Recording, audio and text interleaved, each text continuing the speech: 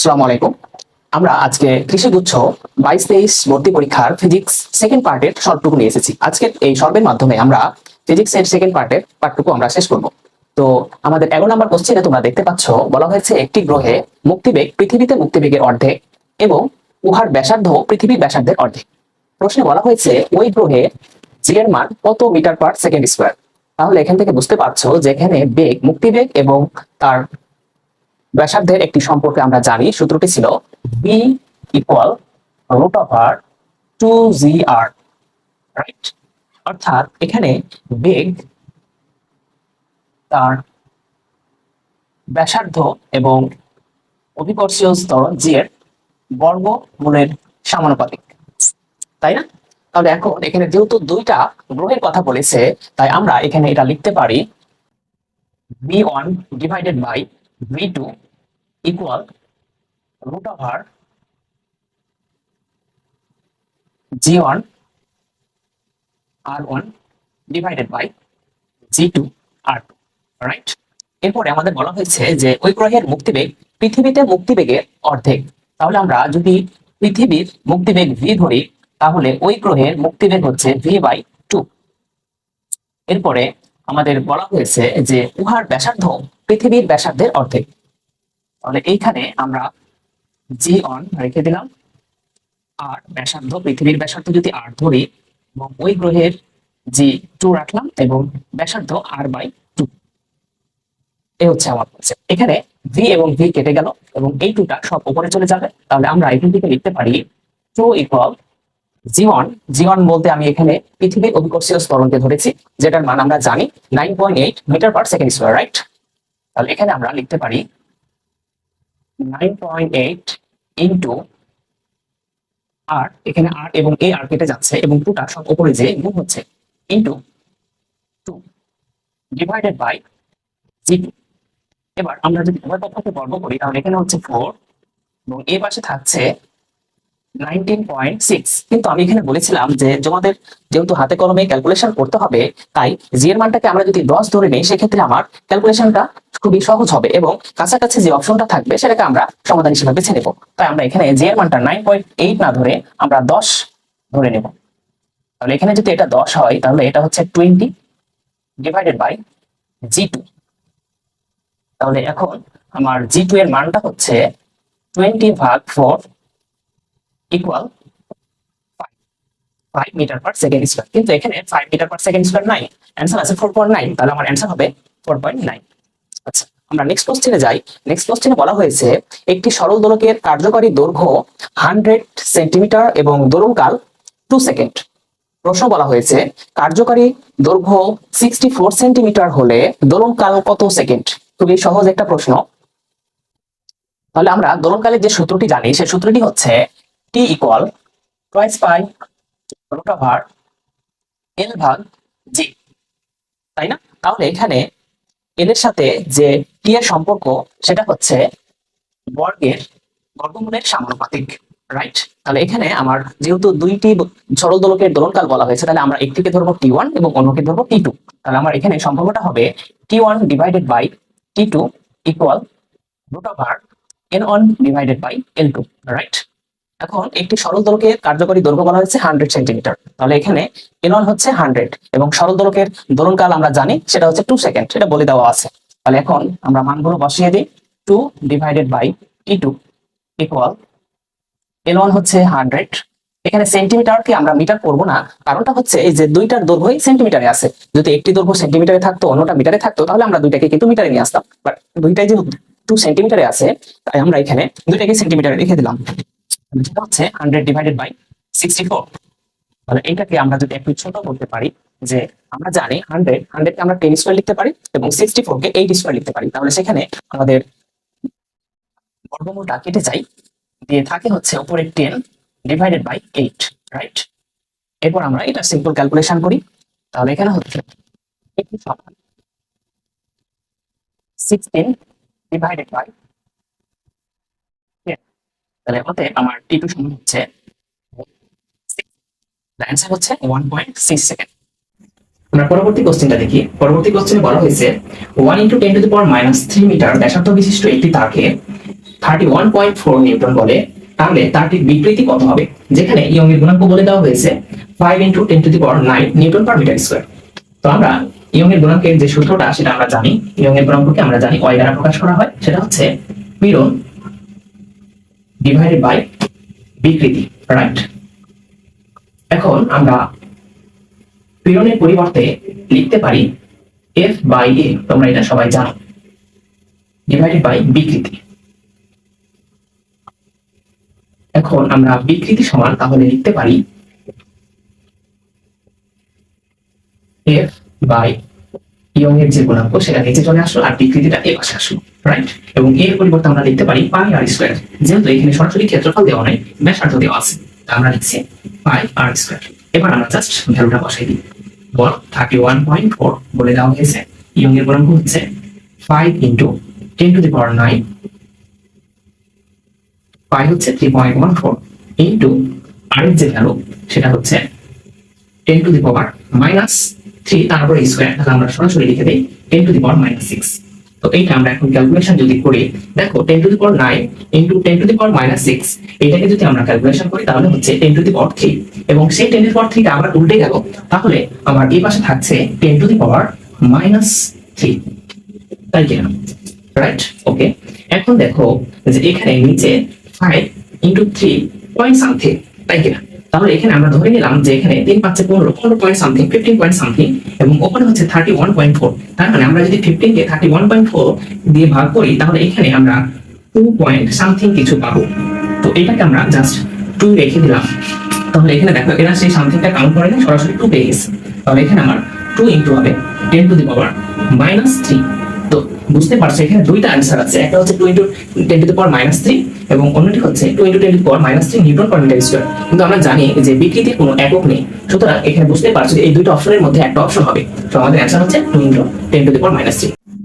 আমরা পরবর্তী কোশ্চেনটা দেখি। পরবর্তী কোশ্চেনে বলা হয়েছে একটি ত্রুটিপূর্ণ দাগাঙ্কিত থার্মোমিটার স্বাভাবিক চাপে গলিত বরফে 5 ডিগ্রি ও ফুটন্ত পানিতে 95 ডিগ্রি পারতে। প্রশ্ন, কত ডিগ্রি সেলসিয়াস তাপমাত্রায় থার্মোমিটারটি সঠিক পারতে? তো এই ধরনের সূত্রে আমরা জানি সূত্রটা হচ্ছে যে থিটা মাইনাস থিটা আইস ইকুয়াল থিটা স্টিম সর্বোচ্চ বেগ মাইনাস থিটা আইস ইকুয়াল যে ধর্ম। এখানে যেহেতু তাপমাত্রার কথা বলা হয়েছে তাহলে আমরা x theta minus x I এবং x steam minus x I, এই হচ্ছে আমাদের সেই সূত্র। তো এখন আমাকে এটা সূত্রের মান বসাই, আমার এখানে থিটার মানটা অর্থাৎ সঠিক থার্মোমিটারের যে পার্ট সেটা বের করতে হবে, রাইট? থিটা আইস এর মান হচ্ছে 0 ডিগ্রি, 0 বসালাম, আর এখানে থিটা স্টিম হচ্ছে 100, আইস 0 ইকুয়াল x থিটা, এটাকে আমরা এখন থিটা লিখতে পারি যেহেতু থার্মোমিটারের কথা বলা হয়েছে, এবং x আইস এটা হচ্ছে 5 ডিগ্রি পাল্টাই, তাহলে এটা হচ্ছে 5, আর নিচে হচ্ছে স্টিম 95 মাইনাস 5। এখান থেকে থিটার ভ্যালুটাই হচ্ছে আমার থার্মোমিটারের সঠিক মান। তো এখানে আমরা লিখতে পারি theta divided by 100 equal theta minus 5 divided by 90। উভয় পক্ষকে আমরা যদি 10 দ্বারা গুণ করি তাহলে কিন্তু এখানে থাকে 30/10 equal theta minus 5 divided by 9, right? এবার আমরা সেই আনারি গুণ করি তাহলে এবার হচ্ছে 9 থিটা ইকুয়াল 10 থিটা মাইনাস 50, তাই না? এবার 9 থিটাকে এই পাশে নিয়ে আসলাম এবং 50 কে এই পাশে নিয়ে আসলাম, তাহলে সেটা হচ্ছে থিটা সমান 50। তাহলে আমাদের থার্মোমিটারের সঠিক মান হচ্ছে 50, आंसर 50।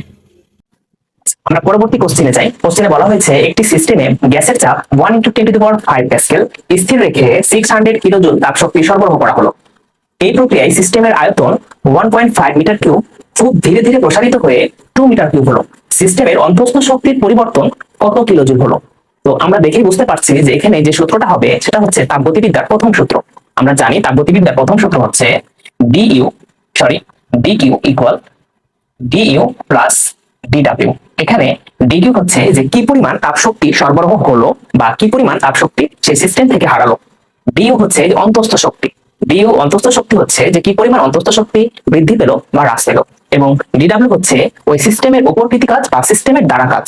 এখন প্রথমে বলা হচ্ছে dq, আমাকে বলা হচ্ছে অন্তঃস্থ শক্তির পরিবর্তন, মানে এখানে আমার du এর মানটা চেয়েছে। তাহলে du ইকুয়াল আমি লিখতে পারি dq মাইনাস, এখন dw এর পরিবর্তে আমরা pdv লিখতে পারি, কারণ দেখো এখানে কৃতকাজ সরাসরি দেওয়া নাই বাট আমার চাপ দেওয়া আছে এবং আয়তনের পরিবর্তন দেওয়া আছে, তাই আমরা এখানে সূত্রটা লিখতে পারি pdv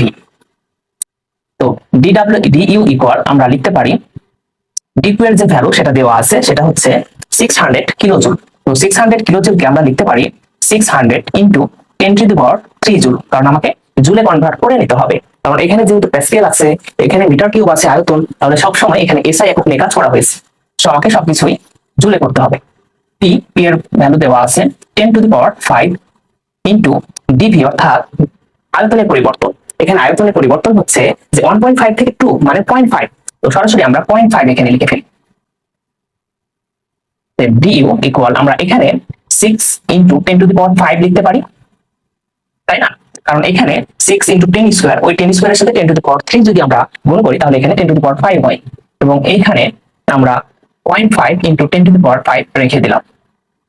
দেখো এখানে দেখো যে 6 মাইনাস 0.5 এটা যদি আমরা করি তাহলে এখানে থেকে যাচ্ছে হচ্ছে 5.5 ইন্টু 10⁵, আমাদের ক্যালকুলেশনের সুবিধার্থে। এবার আমাকে প্রশ্নে বলা হয়েছে কত কিলোজুল, তাহলে অবশ্যই আবার সেটাকে আমাকে কিলোজুলে কনভার্ট করতে হবে। আমরা এখানে যে অ্যান্সারটা পাচ্ছি সেটা অবশ্যই জুলে, কারণ আমরা সব এসআই একক নিয়ে কাজ করেছি। তাই 1000 দিয়ে আমরা যদি ভাগ করি তাহলে সেটা হয়ে যাবে 5.5, আমরা একেবারে করে দিচ্ছি, তাহলে 5.5 ইন্টু 10 স্কোয়ার, তাই না? তাহলে এটাকে আমরা লিখতে পারি 550 কিলোজুল। তাহলে এখানে অ্যান্সার হচ্ছে 550 কিলোজুল। আচ্ছা, আমরা পরবর্তী কোশ্চেনে যাই। পরবর্তী কোশ্চেনে বলা হয়েছে যে 1 ইন্টু 10⁻³ কেজি ভরের একটি সোনা বল 2 ইন্টু 10⁻⁴ কুলম্ব চার্জে চার্জিত করা হলো।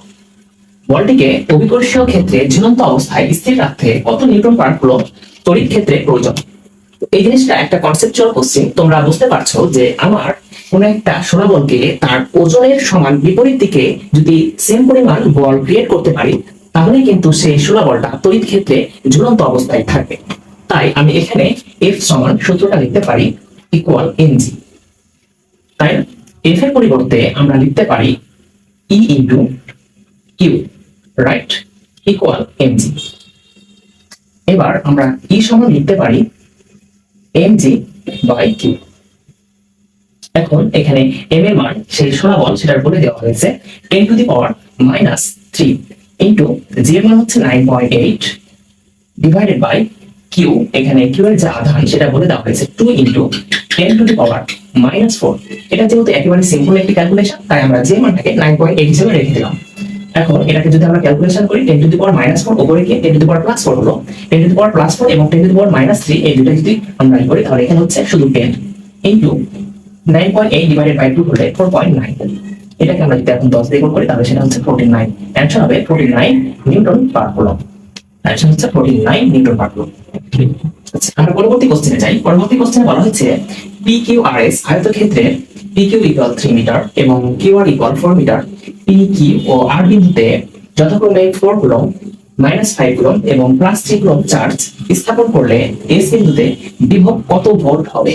ওকে, তো আমাদের বিভবের যে রাশি আছে সেই সূত্রটা আমরা জানি, V equal 9 into 10⁹ into summation q by r. Normally আমরা কিউ বাই আর লিখি একটা চার্জের ক্ষেত্রে, এখানে যেহেতু একাধিক চার্জ রয়েছে এর জন্য আমরা কিউ বাই আর লিখলাম। এখন আমরা জানি বিভব একটি ভেক্টর রাশি নয়, একটা স্কেলার রাশি। শুরুতে বোঝার চেষ্টা করি। ধরে নিলাম এটা একটা আয়তক্ষেত্র যার পি কিউ আর এস বিন্দু।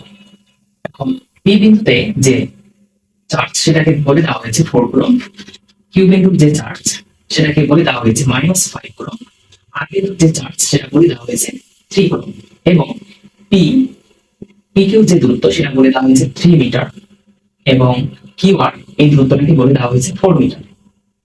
তাহলে আমরা QS যে দূরত্ব আমরা যদি এটাকে কল্পনা করি তাহলে এই দূরত্বটা আমরা পেয়ে যাই 5 মিটার। এখন আমরা সূত্রতে বসাতে পারি 9 ইন্টু 10⁹9, যেহেতু এখানে বড় সামেশন কিউ বাই আর, তাহলে আমরা টোটাল যে চার্জ সেটাকে তার দূরত্ব দিয়ে ভাগ দিব। তাহলে এর সাপেক্ষে পি বিন্দুর যে চার্জ সেটা হচ্ছে 4 কুলম্ব এবং এই মধ্যবর্তী দূরত্বটা হচ্ছে 4 মিটার, তাহলে ডিভাইডেড বাই 4, এখানে +4 কুলম্ব প্লাস। এবার এস বিন্দুর সাপেক্ষে কিউ বিন্দুর চার্জ এটা হচ্ছে -5, তাহলে এখানে মাইনাস নিয়ে আসলাম 5 ডিভাইডেড বাই এই দূরত্বটা হচ্ছে 5 প্লাস, এবং এস বিন্দুর সাপেক্ষে আর এর যে দূরত্ব সেটাকে বলা হচ্ছে 3 মিটার, তাহলে এখানে আমরা লিখতে পারি 3, এবং এই বিন্দুর চার্জ হচ্ছে 3 কুলম্ব। তো এটা যদি আমরা ক্যালকুলেশন করি তাহলে এখানে ক্যালকুলেশন করলে টোটালটা সবগুলো এখানে হচ্ছে 4/4 মানে 1, 5/4 5 মানে 1, 3/3 মানে 1। তাহলে এখানে একটা 1 এবং -1 কেটে যাচ্ছে, শুধু একটা 1 থাকছে। তাহলে এখানে অ্যানসার হবে 9 × 10⁻9 ভোল্ট। তাহলে এখানে আমার অ্যানসার হচ্ছে 9 + 9 × 10⁻9 ভোল্ট। ওকে, আচ্ছা আমরা পরবর্তী কোশ্চেনে যাই। পরবর্তী কোশ্চেনে বলা হয়েছে এ ও বি দুইটি সমান্তরাল পাত ধারক। উভয় ধারকে প্রতিটি পাতের ক্ষেত্রফল 1.5 মিটার স্কয়ার এবং পাতদ্বয়ের মধ্যবৃত্ত দূরত্ব 0.015 মিটার। ধারক দুটিকে শ্রেণী সমবায়ে যুক্ত করলে তুল্য ধারকত্ব কত মাইক্রোফ্যারাডে পাওয়া যাবে? তো দেখে বুঝতে পারছো যে এখানে শ্রেণী সমবায়ে তুল্য ধারকত্বের যে সূত্র আমরা জানি CS, এখানে প্রত্যেকটা ধারকত্ব সমান বলে দিয়েছি। তাহলে আমরা লিখতে পারি C × C divided by C + C। এটা কোথা থেকে আসলো? তোমরা জানো যে 1/CS = 1/C1 + 1/C2, এখান থেকে আসলো। এখানে C1 এবং C2 দুইটাই সমান। আমরা এই সমীকরণটা যদি ক্যালকুলেশন করি তাহলে এটা পাই। আচ্ছা, এরপরে আমরা এখান থেকে লিখতে পারি C² ডিভাইডেড বাই 2C, বা লিখতে পারি 1/2 × C। আর এখানে এই C সমান্তরাল পাত ধারকের ধারকত্ব সমান আমরা জানি C = ε0 A divided by D, অর্থাৎ সেই পাতে মধ্যবর্তী দূরত্ব, রাইট? তাহলে এখানে আমার সবগুলো ভ্যালু দেওয়া আছে। ε0 এখানে হচ্ছে, আচ্ছা আমরা ε0 কে রেখে দিলাম এবং 1.5 এটাকে গুণ করলাম ε0 এর সাথে। মধ্যবর্তী দূরত্ব 0.015। এটা যদি আমরা ক্যালকুলেশন করি তাহলে এখানে 0.15 এটার সাথে কত গুণ করলে এটা 15 হবে? তাহলে বুঝতে পারতেছি এই দশমিকটাকে 1 ঘর 2 ঘর 3 ঘর, তাহলে এখানে 15 এবং নিচের 15 কেটে যাচ্ছে। তাহলে উপরে আমরা থাকছে হচ্ছে 100 ε0, রাইট? এখন ওই 100 ε0 আমরা যদি এইখানে বসিয়ে দিই তাহলে এটা ক্যালকুলেশন করি, তাহলে এটা হচ্ছে 100 গুণিত 8.8 × 10⁻−12 ε0 এখানে বলে দেওয়া হয়েছে এর ভ্যালুটা, ডিভাইডেড বাই 2। তাহলে এটা যদি আমরা এখন ক্যালকুলেশন করি, দেখো এখানে 10² তাই না? 100 মানে 10² × 10⁻−12, তাহলে এখানে থাকছে 10⁻−10, রাইট? এবং 8.8 কে আমরা যদি 2 দিয়ে ভাগ করি তাহলে এখানে থাকছে 4.4। তো এখানে যেটা পেলাম সেটা হচ্ছে ফ্যারাডে এককে, বাট আমাকে অ্যানসারে বলে দেওয়া হয়েছে মাইক্রোফ্যারাডে। তাহলে আমাকে কত দিয়ে এখানে গুণ করতে হবে? এখানে আমাকে গুণ করতে হবে হচ্ছে 10⁻6 দ্বারা, তাহলে সেটা আমি পেয়ে যাব মাইক্রোফ্যারাডে। তাহলে এখানে অ্যানসারটা হবে 4.4 × 10⁻⁻4 মাইক্রোফ্যারাডে। তাহলে এখানে অ্যানসার হচ্ছে 4.4 × 10⁻⁻4। Next question. তাহলে আমরা পরবর্তী কোশ্চেনে যাই। পরবর্তী কোশ্চেনে বলা হয়েছে একই উপাদানে তৈরি দুইটি রোধ A ও B, তাদের দৈর্ঘ্যের অনুপাত 2:1 এবং ব্যাসের অনুপাত 4:1 হলে তাদের রোধের অনুপাত কত? তো আমরা এই রোধের যে সূত্র সেটা আমরা জানি R = ρ L/A, তাই না? তাহলে এখানে আমাদের R এর সাথে L এর সম্পর্ক হচ্ছে প্রপোর্শনাল সমানুপাতিক এবং R এর সাথে এখানে যে ক্ষেত্রফল সেটা হচ্ছে ব্যস্তানুপাতিক। তার মানে এখানে ব্যাসার্ধেরও ব্যস্তানুপাতিক, ব্যাসেরও ব্যস্তানুপাতিক। তাহলে আমরা এখানে লিখতে পারি R1 divided by R2 equal L1 divided by L2 into R2 divided by R1 whole square. এটা কিভাবে আসলো? আমরা এটাকে এভাবে ভাঙতে পারি, এটা হচ্ছে ρ L/πr²। তার মানে এখানে R এর সম্পর্কটা কি? R এর সাথে L এর সম্পর্ক হচ্ছে প্রপোর্শনাল এবং R এর সাথে R এর ব্যাসার্ধের সম্পর্ক হচ্ছে বর্গের ব্যস্তানুপাতিক। তাহলে এখান থেকে আমরা দুইটা রোধের সম্পর্ক এভাবে লিখতে পারি, রাইট? আর এখানে ব্যাসের অনুপাত দেওয়া আছে, ব্যাসের অনুপাত 4:1, তার মানে এখানে ব্যাসার্ধের অনুপাত হচ্ছে 4:1। তাহলে এটা আমরা লিখতে পারি যে যেহেতু দৈর্ঘ্যের অনুপাত 2:1, তাহলে এখানে আমরা লিখব 2/1 ইনটু দৈর্ঘ্যের অনুপাত 4/1, তাহলে এখানে লিখতে পারি 1/4 হোল স্কয়ার। তাহলে 2 × 1/16 সমান 2/16 কে আমরা একটা লিখে দিতে পারি 1/8। তাহলে এখানে R1 = R2 = 1:8। তাহলে আমাদের রোধের যে সম্পর্ক অনুপাত সেটা হচ্ছে 1:8। অ্যানসার। আচ্ছা, আমাদের ফিজিক্সের সর্বশেষ যে অঙ্কটা আছে, যে ম্যাথটা আছে সেটা আমরা দেখি। সমান্তরাল সমবায়ে 3 ওহম এবং 2 ওহম মানের দুইটি রোধকে একটি অজানা ভোল্টের কোষের সঙ্গে যুক্ত করলে তড়িৎ প্রবাহের মান 5 অ্যাম্পিয়ার পাওয়া গেল। রোধ দুইটি শ্রেণীবদ্ধভাবে যুক্ত করলে কত অ্যাম্পিয়ার তড়িৎ প্রবাহ পাওয়া যেত? তো এখানে প্রথমে যেহেতু বলা হয়েছে যে রোধ দুটিকে সমান্তরাল সমবায়ে যুক্ত করা হয়েছিল, রাইট? তাহলে সেই সমান্তরাল সমবায়ে যুক্ত করার পর যে রোধ সেটা কত হয় এটা আগে আমরা বের করি। তাহলে আমরা এটাকে যদি বের করি তাহলে RP সমান আমরা লিখতে পারি R1 into R2 divided by R1 plus R2। এর আগের অঙ্কে যখন আমরা তুল্য ধারকত্ব বের করেছিলাম তখন ওখানে কিন্তু শ্রেণী সমবায়ের তুল্য ধারকত্বের সেম প্রসেস ছিল, আর রোধের ক্ষেত্রে প্যারালালি অর্থাৎ সমান্তরালের তুল্য ধারকত্বের সেম প্রসেস, তোমরা এটা জানো সবাই। তো এখন আমরা এখানে R1 কে ধরে নিলাম 3 ওহম ইন্টু R2 হচ্ছে 2 ওহম ডিভাইডেড বাই 3 প্লাস 2, তাহলে এখানে আমার আসছে 6/5 ওহম, রাইট? ওকে, এখন আমরা যদি এখন টোটাল বিভবটা বের করতে চাই তাহলে সেটা হচ্ছে I ইন্টু RP। তাহলে এখানে I এর যে ভ্যালু সেটা বলে দেওয়া হয়েছে 5 অ্যাম্পিয়ার, তাহলে 5 ইন্টু 6/5, তাহলে এখানে আমার যে ভোল্টটা সেটা হচ্ছে 6 ভোল্ট। ওকে, প্রশ্ন হলো হয়েছিল কি শ্রেণীবদ্ধভাবে যুক্ত করলে কত অ্যাম্পিয়ার তড়িৎ প্রবাহ অর্থাৎ I বের করতে বলেছিল। তাহলে আবার আমরা এখন এখানে লিখতে পারি I ইকুয়াল V/RS, রাইট? তাহলে এখানে আমরা লিখতে পারি V 6 ভোল্ট পেয়ে গেছি, RS অর্থাৎ শ্রেণী সমবায়ে দুইটা যে রোধ তাদের ভ্যালু। তাহলে শ্রেণী সমবায়ে দুইটা রোধের ভ্যালু কিভাবে বের করতে হয়? জাস্ট দুইটার যোগফল, তাই না? তাহলে এখানে 3 ওহম এবং 2 ওহম এই দুইটার যোগফল, তাহলে এখানে আমার সেই ভ্যালুটা হচ্ছে কত? 6/5। তাহলে অ্যানসার হবে 6/5। আর এখানে 6/5 নাই, তাহলে তুমি সেটা বের করো। তাহলে 6/5 আমরা যদি বের করি তাহলে 5 দিয়ে গেলে 1 ডিভাইডেড বাই 1 নামলো, এখানে একটা দশমিক 10, তাহলে 1.2, তাই না? আর আমার অ্যানসার হচ্ছে 1.2। তোমরা দেখতে পেলে আমাদের কোশ্চেন সলভের মাধ্যমে যে বেশিরভাগ কোশ্চেন প্রায় 13টা কোশ্চেন ফার্স্ট পার্ট থেকে এসেছে এবং বাকি 7টা কোশ্চেন সেকেন্ড পার্ট থেকে, এবং এই 7টা কোশ্চেন কিন্তু প্রথম 3টা অধ্যায় থেকে এসেছে। তাহলে বুঝতে পারছো তোমাদের প্রথম 3টা অধ্যায় খুবই খুবই গুরুত্বপূর্ণ সেকেন্ড পার্টের জন্য। তোমরা যদি এই প্রথম 3টা অধ্যায় ভালো মতো আয়ত্ত করতে পারো, আশা করা যায় এই প্রথম 3টা অধ্যায় থেকে তোমরা ম্যাক্সিমাম কোশ্চেন কমন পাবে সেকেন্ড পার্ট থেকে যে কোশ্চেনগুলো আসবে। তো সবার জন্য শুভকামনা রইল। নেক্সট কোনো ভিডিওতে আমাদের নেক্সট কোনো টপিক নিয়ে হাজির হবো। আসসালামু আলাইকুম।